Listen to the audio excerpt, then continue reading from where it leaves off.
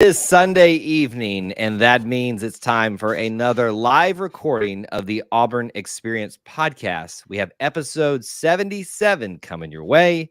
We're going to talk a little bit about Auburn football's future schedule. We're going to talk about Auburn and Disney World. That's an odd one, but also lots more Auburn things and Auburn potpourri. All that's coming up right here and right now. So stick around, buckle up. We're going to get into it.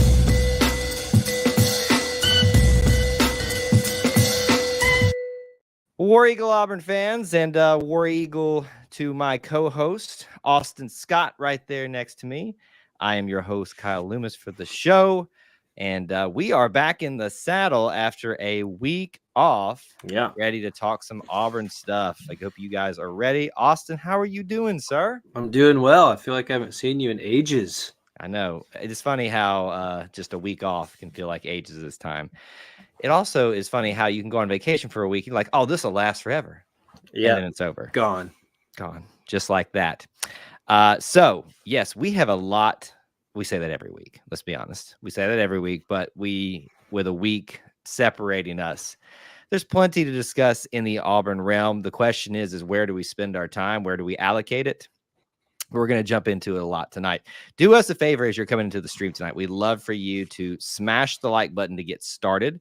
Do that for us. Post where you're watching from. We're going to get started with the recording portion of this here in about 3, 4, 5 minutes, something like that.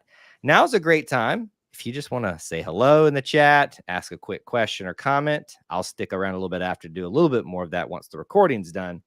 But this is a great opportunity for you to do that right now if you'd like to. Austin, what did you do with your week off while I was gone? Nothing. Good question. Got all sappy looking at all the Auburn graduation pictures and all that. That's probably remember everything that was going on last weekend. This is the life. Cinco de Mayo. Cinco de Mayo. Dun, dun, dun, dun, dun. You know. Yeah. I don't know. I really don't remember what I did last weekend. It wasn't eventful, apparently. Apparently wasn't. I know what you did, and it's worth asking about since it'll tie into tonight. It will tie in tonight. I went to Orlando, but to the most magical place on earth, which is Walt Disney World. I'm going to ask a personal question because you probably don't know this about me, but I'm very into American Idol. Did you see the contestants? They were there this week. So I didn't see that till last night when we got back, and I was like, by the way, I know this is an Auburn show, folks. We're going to get there. Yeah. There was a lot of things that happened like within the last 24 hours of me arriving back that I missed out on at Disney World. Like between, American Idol being there, really, things happening, like stuff getting released, like announcements being made. It's like I left and the excitement happened, which kind of makes me feel a little bit. They knew you and your content creating self was there. You have no idea. And I may or may not have seen a new ride starting to get its testing officially. And it made me very upset that I wasn't part of it. Anyway. Oh, wow. Anyway. Is there an announcement about that one tonight? I saw something during my show that there's an announcement about that. Maybe, I don't know. I don't know. Oh yeah, that my dad's reminding me. I kept the boys while Emily was out of town last week, and that's why I've blocked it out of my memory. It went fine, but it was touch and go. But see, these are great moments for you to start. I know they're not retaining anything right now, but just start flipping through like old photos of like great Auburn moments and just start ingraining them, indoctrinating right now so that it never escapes from them ever again. WT wants to beat you to the punch. That's the one. That's who Jeremiah Wright, number 77. It's hard to not pick a good 77 like that right now with Jeremiah Wright with the number right now. He's been a mainstay. It feels like Jeremiah has been one of the few people to stick around through all of the transition. I'm talking back to Gus. I mean, was he here when Gus arrived? Wouldn't surprise me. I mean, it feels like he was. Probably. He's also so think about this. Jeremiah Wright has seen potentially at least one transition, 2 transitions. He's also changed positions multiple times during all that. And this man is still here, is still sane, and is still a major contributor on this team. That's a testament to him. Something to be said. Something to be said, something to be proud of for him.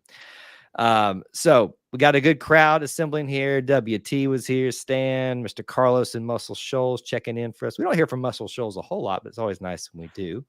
So thank you guys for checking in with us tonight. So this is how this is going to work. We're going to do a 30 to 45-minute show. Wherever it falls in there is wherever it falls into there. We also will have 3 10-minute-ish segments. First one will be Auburn Potpourri, where we talk about anything and everything Auburn. Second one will be about the Auburn football 2025 SEC schedule. This is an older topic, but it's something we've been saving for when we're in the dog days of summer, which we basically are in at this point. Auburn's graduation's done, and that's right. Our spring sports still happening. We gotta fill our time when we know y'all's interest is waning. When you're going to the beach, when you're going to Disney World. Speaking of Disney World, we're gonna tie that into segment number 3 today. Your worlds collide. What if Auburn? The Auburn Experience was a Walt Disney World ride. I'm going to have a lot of fun with that one. So that's what we have on tap for you. We're going to get into it. Stick around after the recording part of it as well to hang out with me for a little bit longer. Austin, are you ready? I'm ready. Here we go. In 3, 2, 1. David Housel described it best. We are living the whole of the Auburn Experience. You can quantify it, you can qualify it through a variety of methods, times, people, places, and things. But at its heart and at its core, the Auburn Experience is all about Auburn sports, Auburn culture, and of course, the Auburn family. Since it's about family, let's get some of those members of that little familial, is that a word? Familial unit here. You heard him right there. The number 1 co-host in the land, Mr. Austin Scott, alongside me, your host, Kyle Loomis. Welcome back after a week off, sir.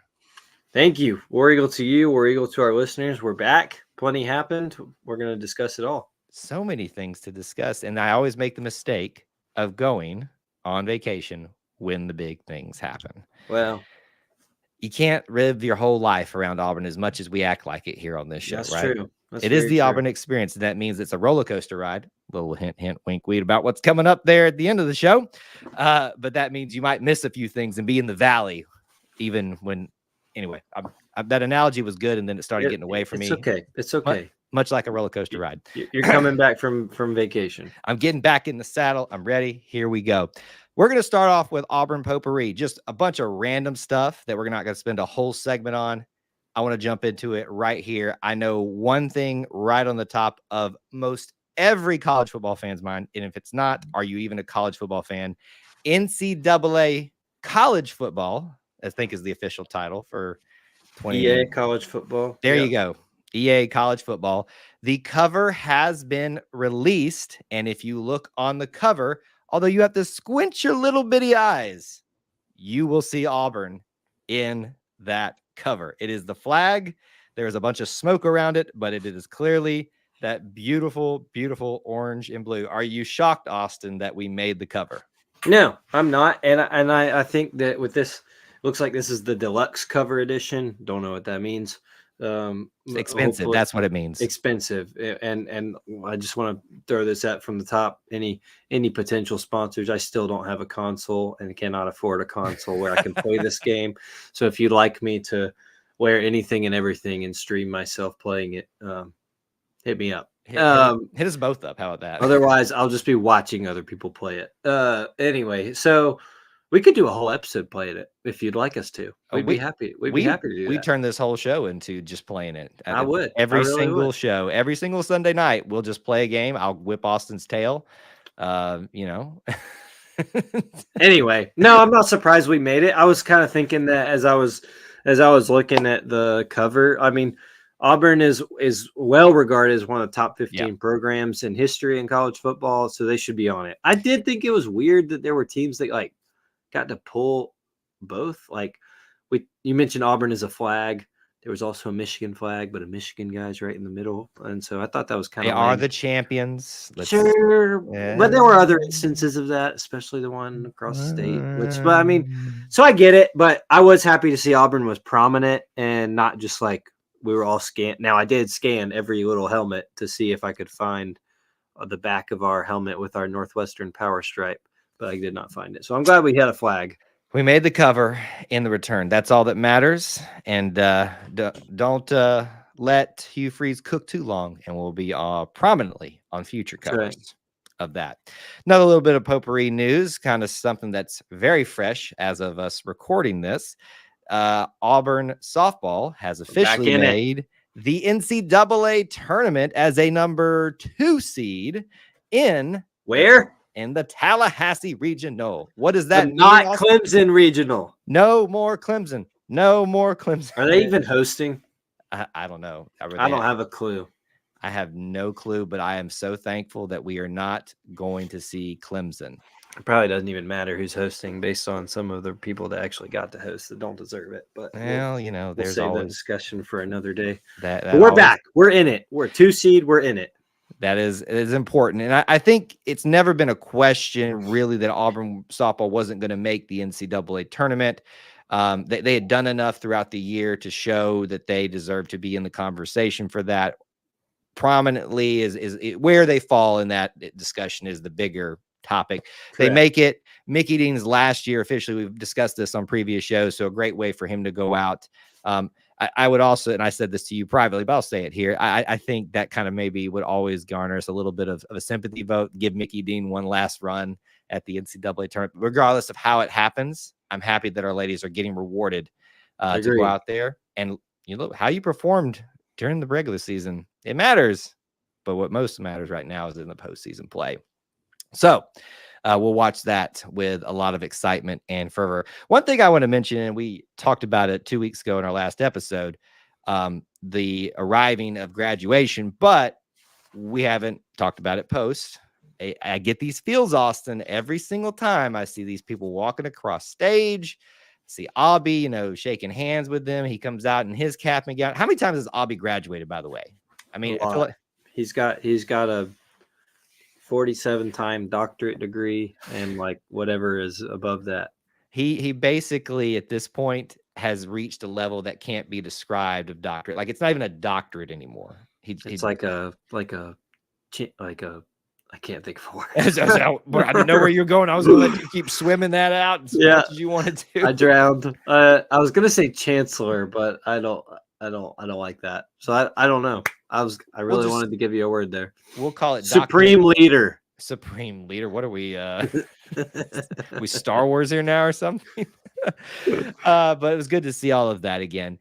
I want to bring this up too about comments made by Hugh Freeze this week, and I believe it was at the region's golf tournament that's held in Birmingham every year for charity, and it's a good opportunity kind of post spring for not just Auburn but a lot of football coaches to make some comments about their teams. He was asked about the quarterback situation. Why didn't Auburn, and people quote unquote, why didn't Auburn go after someone? Doesn't mean they didn't, but why didn't they land anybody? What was the strategy?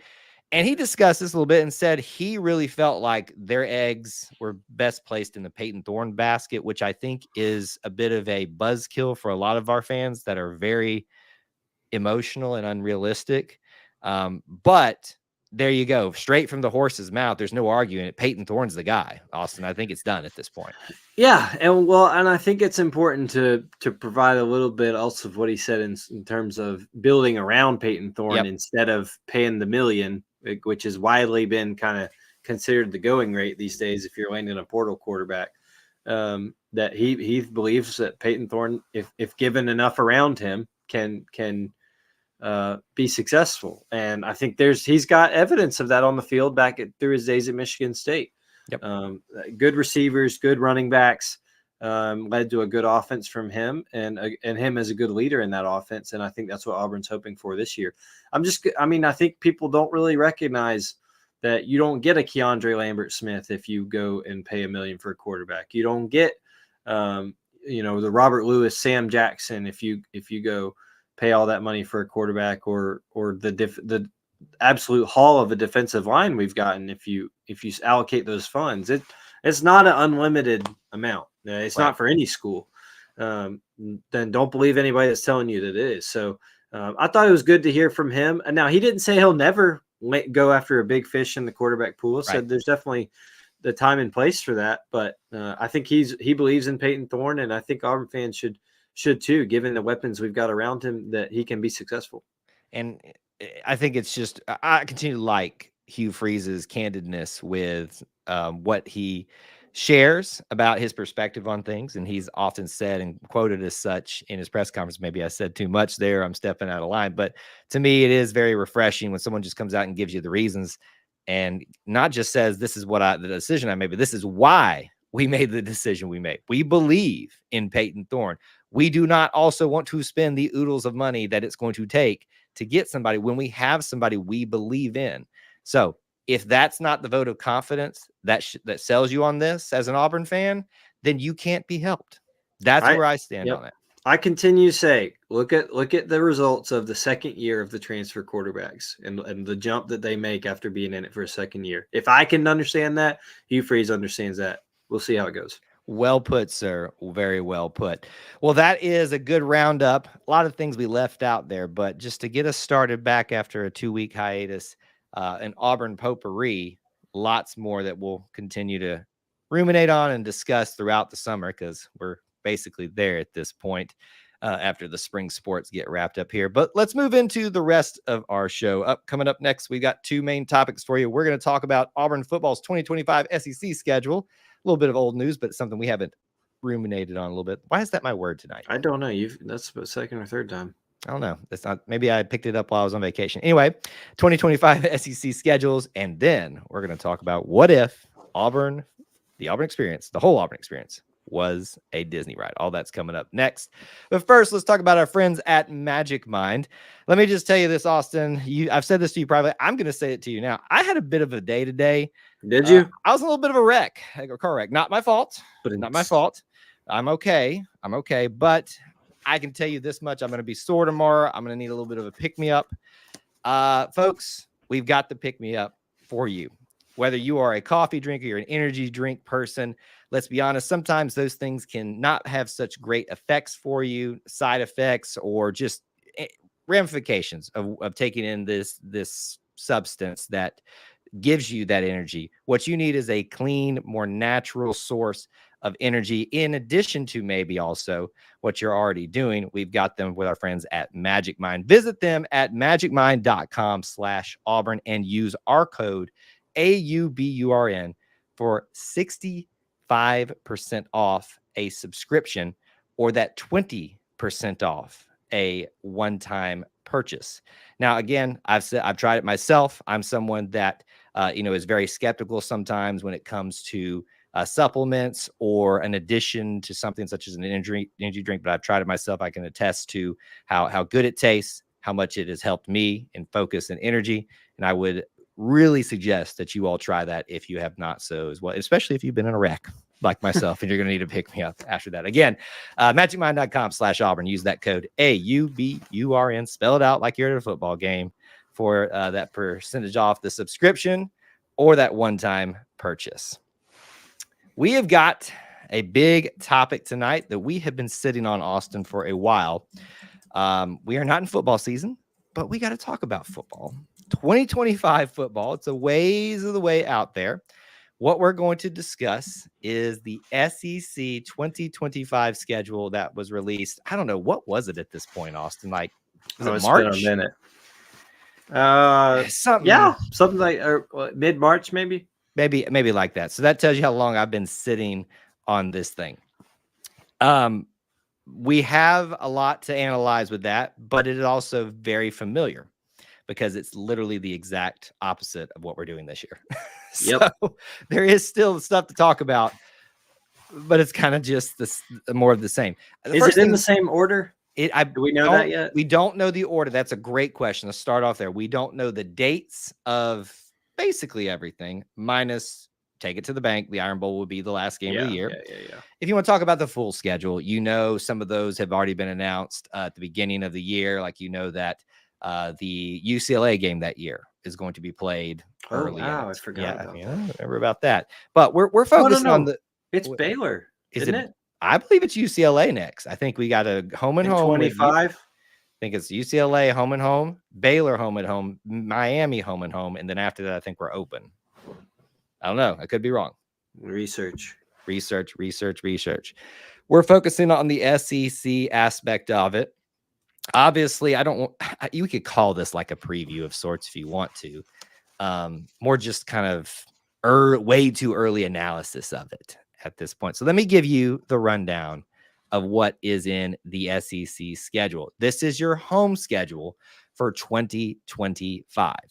Alabama, Georgia, Kentucky, Missouri at home.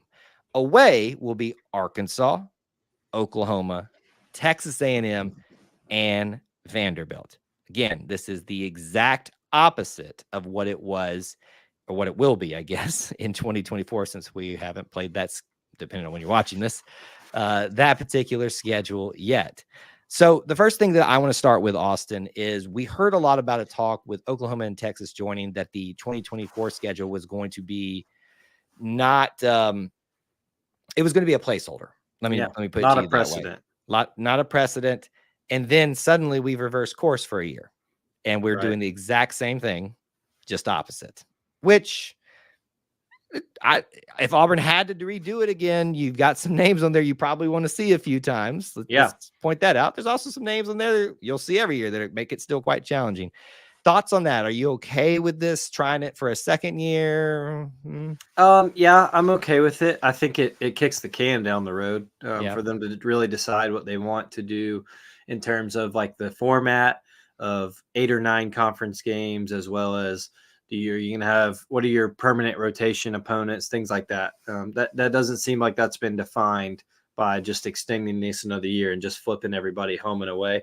I think it's fine, though, for Auburn especially. I'm fine with it. You read, remind me again, Kentucky, Georgia, Alabama, and Missouri at home. Missouri at home. You got it. Love that. I love every bit of those 4 at home. I think those are much tougher than the 4 on the road with Vanderbilt, A&M, Oklahoma, and Arkansas.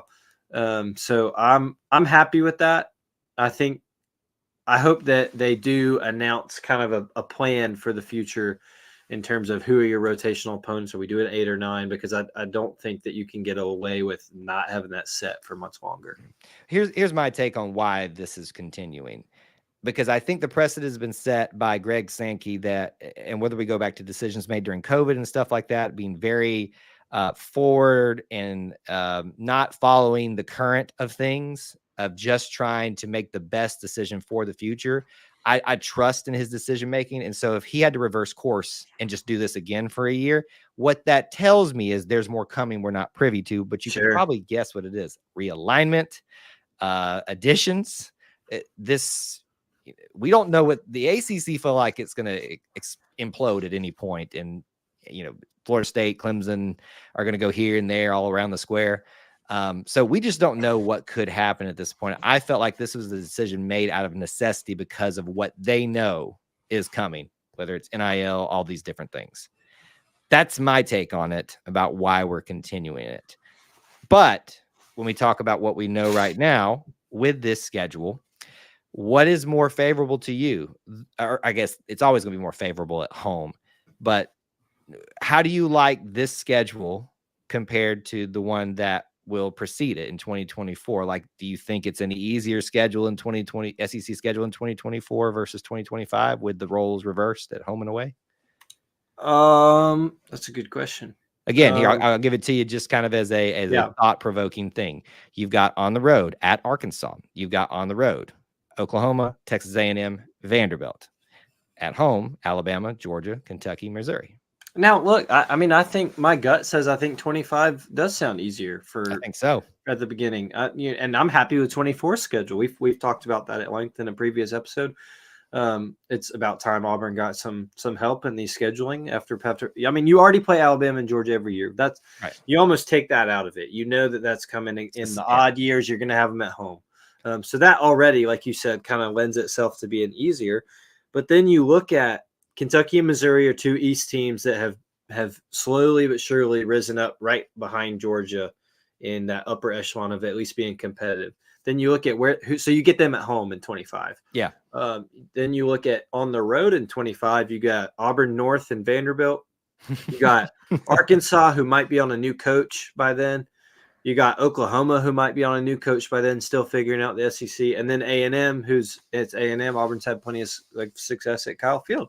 So I'm going to lock into 25 I think is more to look forward to and easy. Now, hey, Mm. you got to win all your games. You still got to Right. win. You still got to go Right. out there and compete. Who Right. knows what rosters will be like by then in another, 2 portal sessions by then. So, yeah, but I think my gut says 25.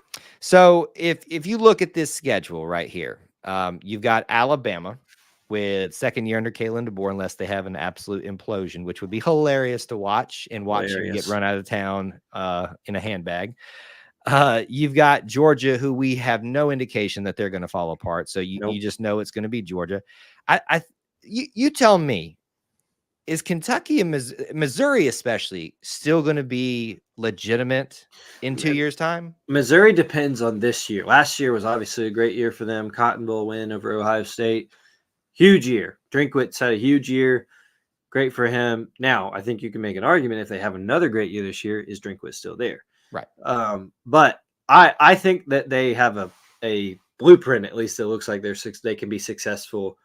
But I don't know if Kentucky and Missouri both. It feels like one of them has to take that step to where it's the second team behind Georgia. It's not going to be Florida. I don't see Florida.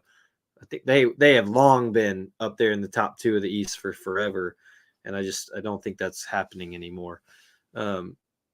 Are we allowed to still call it the West and the East? Are we doing top 2 teams in the SEC now? You're allowed to do whatever you want to do, even if it's incorrect, because we've been used to it forever. That is the state of the world at this point, isn't it? And that's a different commentary. That's a different commentary for another show.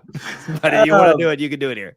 No, but you know what I mean when I say that, East and West. So I think I don't know where I'm going to put Texas and Oklahoma, but I think either Missouri or Kentucky will become that team. Mark Stoops is really good. It's just like 9 wins is the plateau, it feels like. And I hate that for him, because I think he has made Kentucky relevant to the conversation every single year. We're talking about Kentucky as a part of the conversation at midpoint every single year under Mark Stoops. I think he's a great coach. I just don't know that he can get there under Kentucky to another level, right, because it's Kentucky and all they care about is basketball. So to me, I look at the home schedule, and I think what you are probably going to expect out of that is, I think it's safe to say that Auburn is probably in a very solid, maybe just above 50-50 shot of winning Kentucky, Missouri.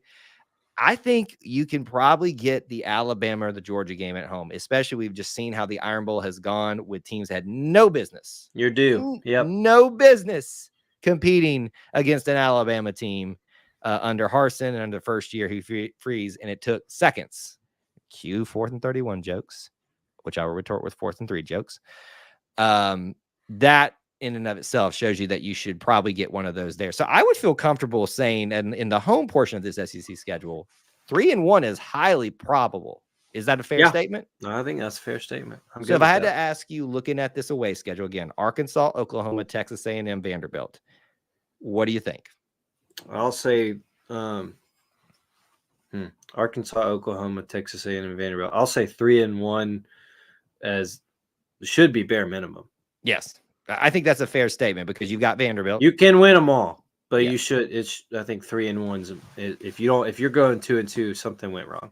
Vanderbilt, sorry, Vanderbilt, you're Vanderbilt. Arkansas, I just don't believe in the Sam Pittman experiment anymore, and I never did. It's going to end. Yep. Yeah, so I think they're going to be on a downward trend. Oklahoma, I think, is in for a rough awakening, but I think they could rebound in a year or two, getting their feet. That's challenging.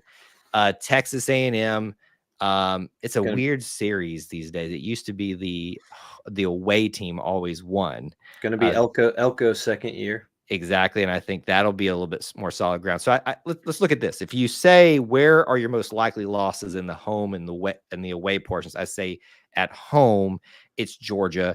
Away it's probably Texas A&M. Yeah, is that fair? I would agree. Outside chance at Oklahoma. So with that in mind, Austin, just as a final piece of this, you're going to ask the question I was about to ask. Go ahead. Oh, I'm going to beat you to it. What is the record for just way too early? That's not what I was going to ask you. Oh, no. Okay. You go ahead then. I'll ask him. No, I'll ask mine after. I think way too early. Now, way too early. We're talking whole record, right? We're talking whole record. What you know? So I am going to tell you that it is at Baylor. Oh, is I wrong?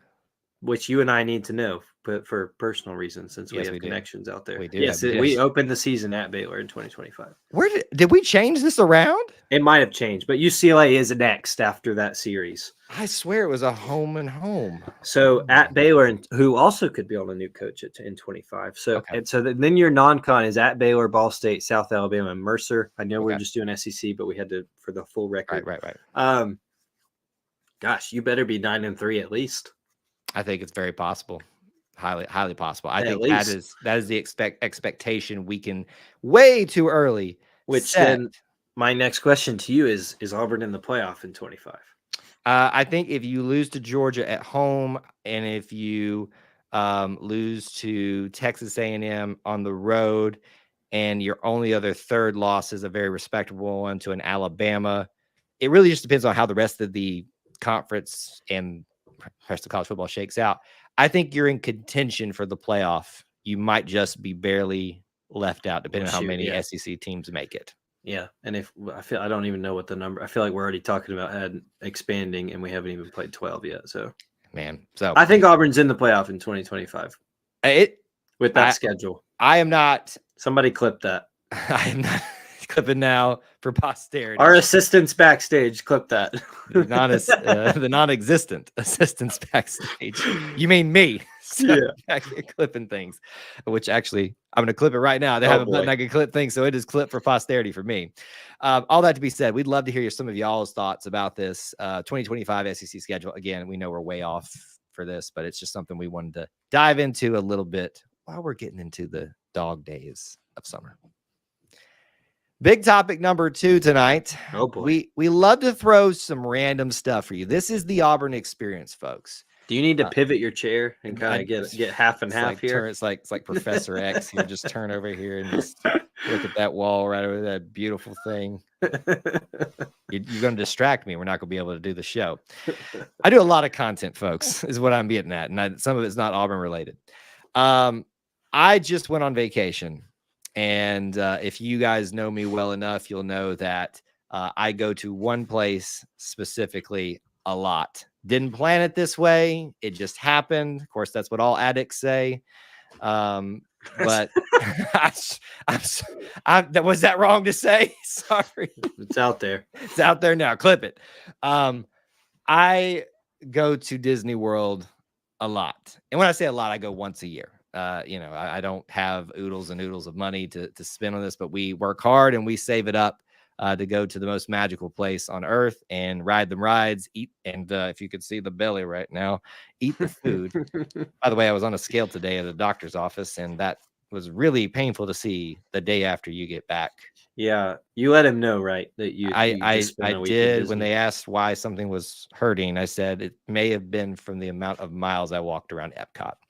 Anyway, by the way, I had several War Eagle moments around the world. I was hoping you had plenty. I had plenty of War Eagle moments at other parks too. The ones that don't. And it was returned to you.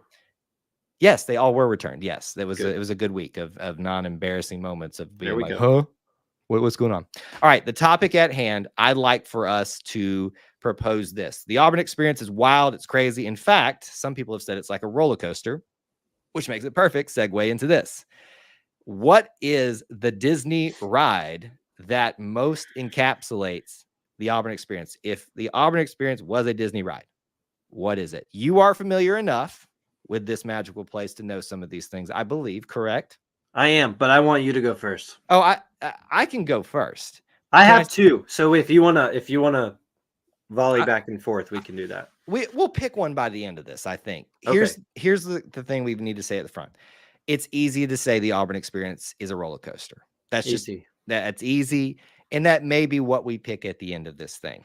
But I want to try to do this is a podcast. If we just said it's a roller coaster, we're done with it. The show's over. So let's think about it a little bit. I'm going to throw out to you at Disney's Animal Kingdom, they have a safari ride, which can go one of two ways, really boring or really amazing. Okay. And I think for one, and also within those boring years, there's going to be some really wild moments that you wild moments that you are going to go, why did that happen and how did that happen? AKA Iron Bowls, things like that. Yep. So to me, I think a good candidate for a Auburn Disney ride encapsulation is the safari ride, the Kilimanjaro safaris. Kilimanjaro safari ride. That's my first volley. That's a good one. You return the favor. That's a good one. And I love the safari ride. It is one of my favorites. It's always good no matter what. But you're right. There's times where you get on, it's like, man, we didn't see anything. Like you might have a rhino in front of you like I just had, and we waited there for about 20 minutes for it to move legitimately. And that means that Auburn's team has not gotten a win in several weeks, but to correlate it. Go ahead. Yeah. I like that one. Now, my first one is going to be similar or kind of play off of what you said with getting plenty of War Eagle moments, no matter where you are. Right. And you happen to be in Epcot, which is the all around the world. Right. And so wherever you are, if you find an Auburn person, you return that War Eagle back and forth. You could say that one could say, well, man, I feel like I'm back home. It's a small world after all. Oh my gosh. And so I'm going with it's a small world. How could it not be? If you're across the other side of the world, like I have been before, then you see an Auburn person, you chase them down to get your picture, you say War Eagle, you feel like you're back home on the plane. So it's a small world after all. I thought you were going to equate the Epcot March of Death, which is not a ride, but it's an experience, to the Auburn Experience, which in and of itself could be it. Small world. I'm with you. We're not. I mean, now I know you were saying a ride specifically, not necessarily the essence of the ride. I got you. I'm with you. But that was my first thought when you gave me this. And peel back the curtain. Truth be told, I looked at his text 5 minutes before we started. You said it, not me. You're out. So that's where I'm at. That's my first one in my head. Return serve back to you. I'm going to go ahead with an obvious one here. And when I say this too, folks, let's be real what the Auburn Experience, especially right now, is. We're not going to say it's. Some people would say the best ride at Disney right now is this new one at Epcot, Galaxy's Edge. Not Galaxy's Edge. That's the Star Wars land. The roller coaster at Epcot with the Guardians of the Galaxy, which is a fair statement. I've not been on it. We're not going to say that currently is the Auburn Experience, because that's definitely not. It's definitely not. Okay, so let's be real here. Let's take our orange and blue glasses off, or 3D glasses off if you're in a theme park. Boom. Just like that way in there. I'm gonna go. I'll do an easy one, and I think this is probably where I'm going to land. Oh boy. Wait, what part? No. I've got one that I think fits perfectly. So I'm going to save that one, but I'm going to use this one. This is Magic Kingdom. It is my favorite ride, which makes sense for my favorite team in school. Oh, Space Mountain. It is a ride that is thrilling, sometimes terrifying, no matter how many times you've ridden it, because you feel like the track will leave and you will careen into the darkness and never be seen again. But then lo and behold, you come around a corner, there's a little bit of light, but then it's gone again. There's excitement, there's thrills, there's chills, there's why did I get on this? There's pain at the end of it. But when you get off it every single time, you're like, yes, give me another, sir. Yes. Space Mountain, baby, is the Auburn Experience. And it's like if the lights came on and you saw what all was going, you'd be like, why am I here? Exactly. Which on the People Mover, I've seen it with the lights on. And I'm like, I'm never sticking my hands up again. You can have that happen to you in the Auburn Experience. You can be like, if I saw all the inner workings and saw everything that goes behind the scenes, I might keep my hands a little down. I might not be ready. You might not do the full War Eagle, and then I might just stay right here. That's a good one. All right, my second one is, I don't remember, you mentioned Galaxy Edge, which that's not the one, like the story one. I saw you. The story one is the the Rise of the Resistance. It's the long 20-minute experience. Galaxy Edge is you're driving the Falcon. No, that is Smuggler's Run. What's Galaxy Edge? Galaxy Edge is the land. It's the Oh, okay. Yeah. I'm with you. Smuggler's Run is what I'm going with. And I'll tell you what, I've only ridden it once, so that's my first preface. But it has a similar way of what you're saying with Space Mountain. Is there's tons going on. Sometimes you're looking here, sometimes you're looking there. It's super exciting the entire time, but a lot of the time, like my brother and I, when we were driving, we were wondering what the heck is going on. I feel like in the highs and lows, you can ask yourself that question of the Auburn Experience. What the heck is going on? But all of it can be thrilling. Right. Now, it might end where you're low and you all are only on the ride for 15 seconds because you crashed too many times, or you might have a really high moment. You have had the time of your life, and you have done whatever you needed to do in the Auburn Experience. The Smuggler's Run will always leave you wondering what the heck is going on, much like the Auburn Experience can do as well. That's my second one. Especially when you're stuck with people who should never be piloting the ship. That was me. I didn't know what I was doing. You couldn't have been worse than what I experienced this trip. And it's so quick. It's so quick that you sometimes, if you don't have people that you're like, well, I'm not waiting. And rough if you don't have a head coach. If you don't have a head coach leading the way. There you go. It's the Auburn Experience. Okay. So this is going to be my vote. Those are the only two I had. So you can sway me right here. And I think this is the strongest case. It is a roller coaster. Okay. It is a roller coaster that it is Magic Kingdom. Okay. Which really narrows it down. I think you know where I'm going now. I hope so. Because it's not going to be Tron, because that's brand new and that's pretty awesome. Never rode it. Haven't rode it yet. Just rode it for the first time. It's pretty amazing. Thunder Mountain. Yeah. Thunder Mountain Railroad. Yeah. It is, if you ride Thunder Mountain, there are times where you're like, this is for kids. It's got a little thrill to it, but it's good for what it is, right? Mm-hmm. Then there are other times you'll ride it, and it's like they cranked up the speed or something like that, especially if you ride it at night. What happens in Jordan-Hare at night with the fireworks going? Have you ever ridden Thunder Mountain with the fireworks going off? All in the back. On the background. I like this. What is more the Auburn Experience than a ride that you're just looking at on the surface? Like there's a season that quantifies this. The Cadillac led end of the year. Yeah, there you go. A season ago.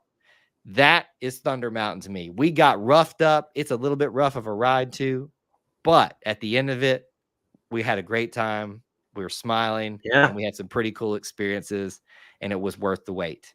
So I like it. I like it.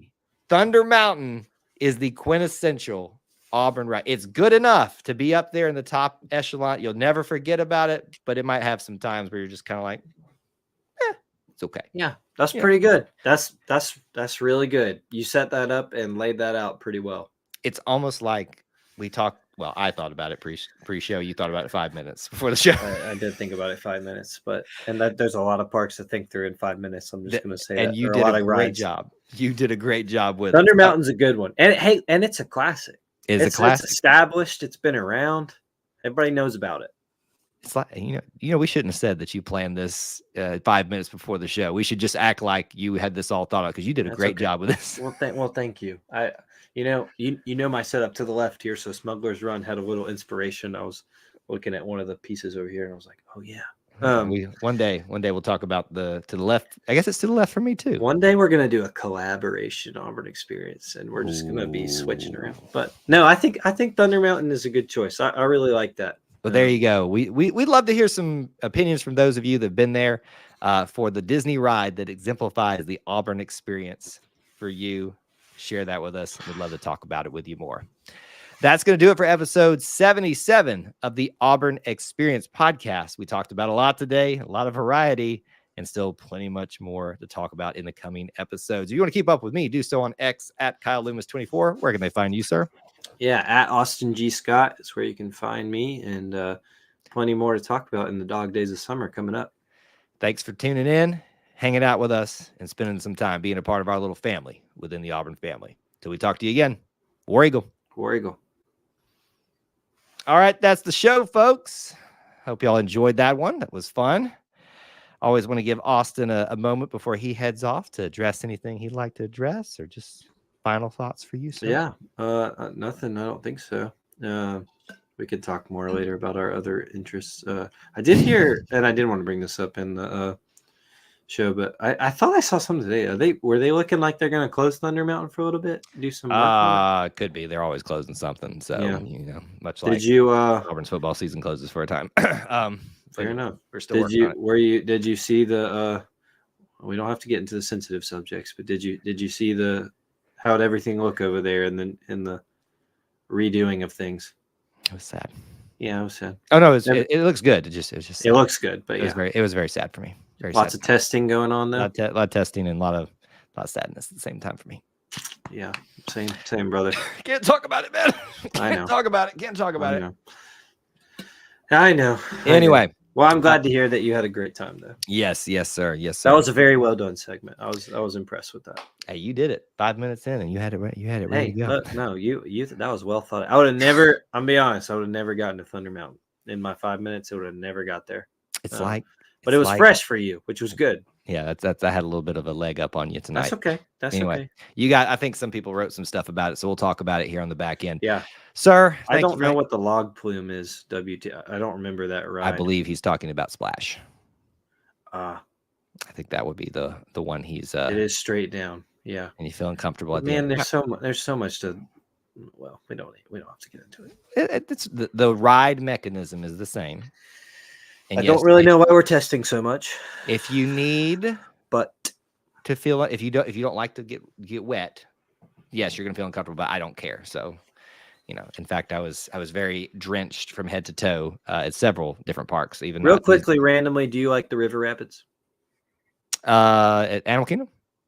Yeah, I feel like they get a lot of hate, and I don't get it. A little short, but anyway, that's fun.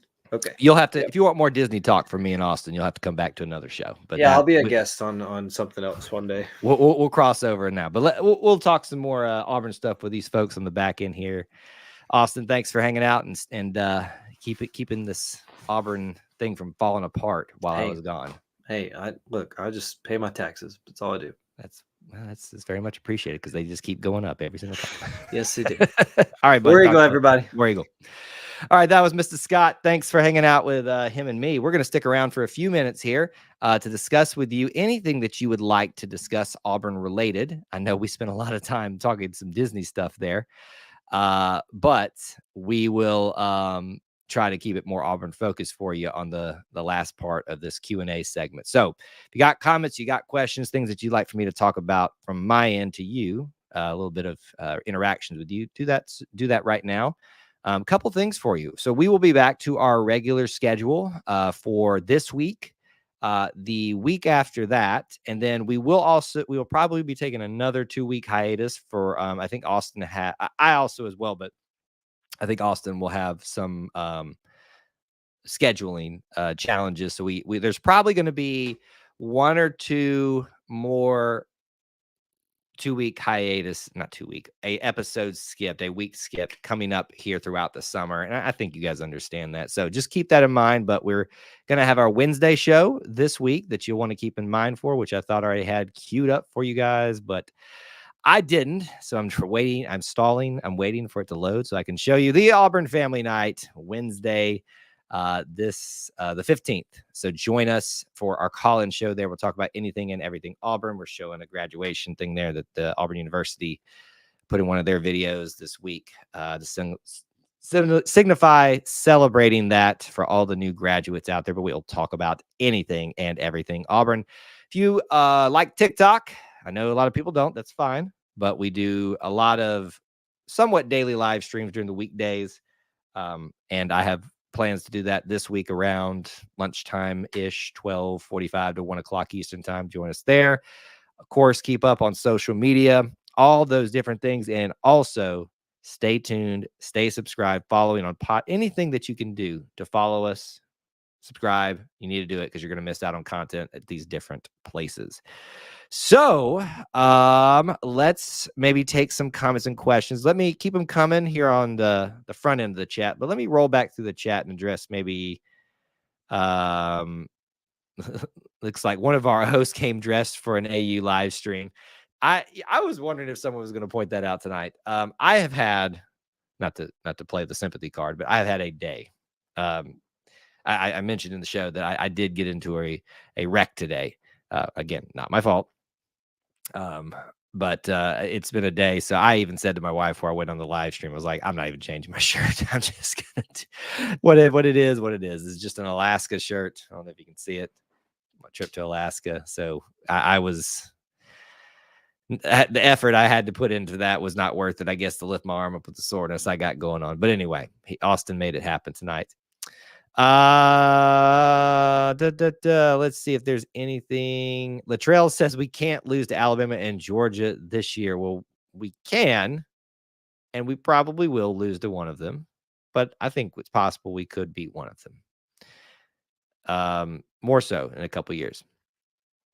Jackson, I think somebody addressed this for you, that we covered that at the early part of the show. But just to give you some general thoughts on the cover art for EA Sports, obviously glad Auburn made it. Would love for them to actually, not have to squint your eyes to see them, even the size, but the smoke covering it. But we can't gripe that we didn't make it. So there's that as well. I did like this by WT. The Disney ride for Auburn under Harsin is the log plume straight down, and you feel uncomfortable. That's a little hurtful for me because I love that ride, but everybody gets their choice of picks. The Troy rebuild is about to be legendary. You talking about Troy Trojans? Is that what we're talking about, Jackson? Interesting. Malcolm Simmons and Perry are about to be coming onto campus in about 15 to 20 days via their Instagram stories. I saw a very quick rumor today that Malcolm Simmons said he wasn't coming to Auburn. I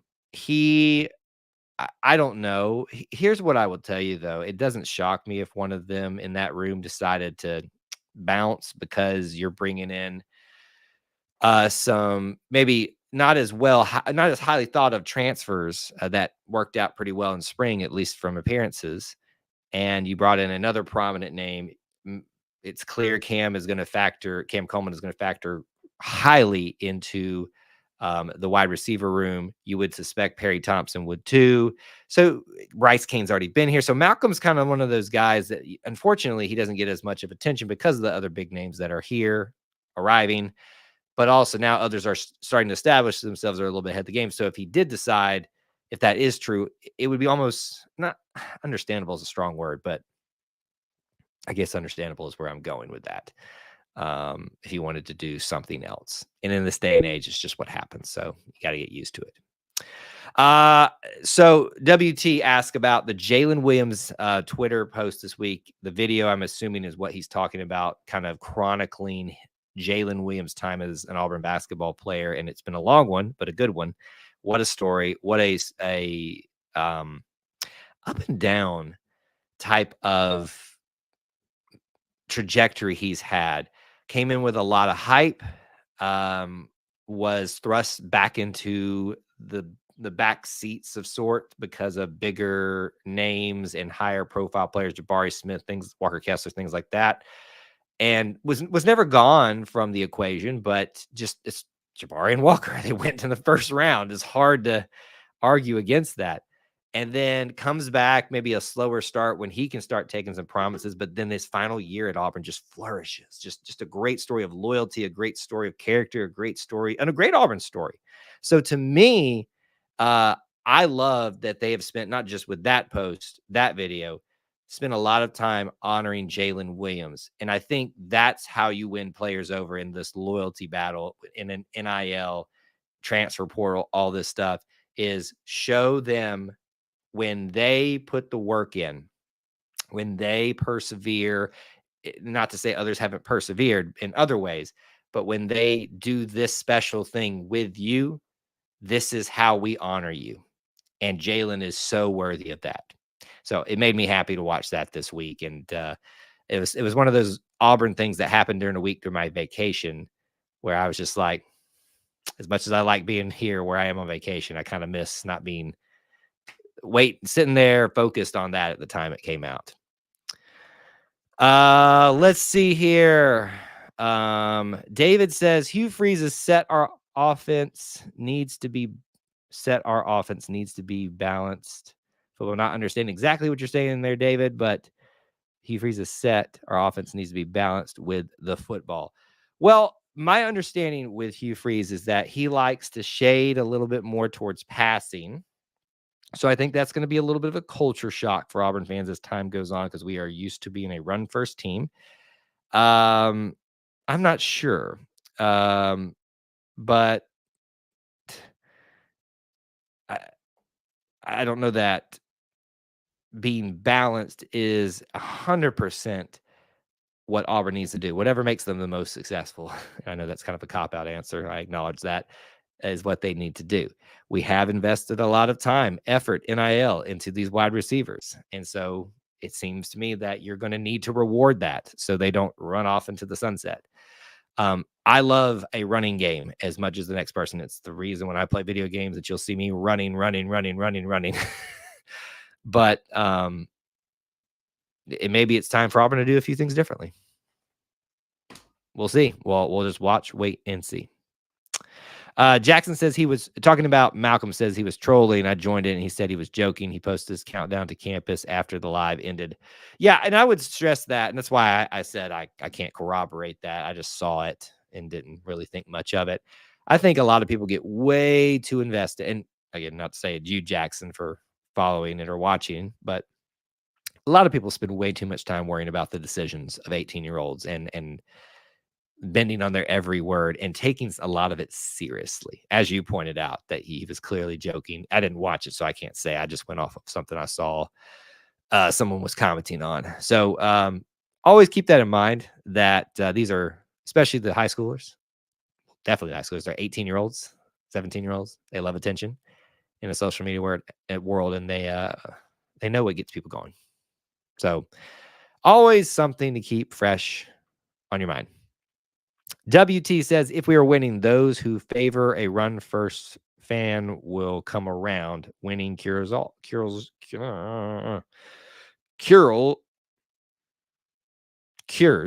all. That is true. It is very true. And I'm someone who favors a run first scheme. I like the run to set up. I guess that's, the run to set up the pass, not the pass to set up the run. But here's the great thing. The more successful Auburn's passing game becomes as time goes on, the more opportunities are going to be presenting themselves in the running game, because that's Auburn's MO historically. Run. And they know if you can stop Auburn's run, their passing game hasn't been very proficient.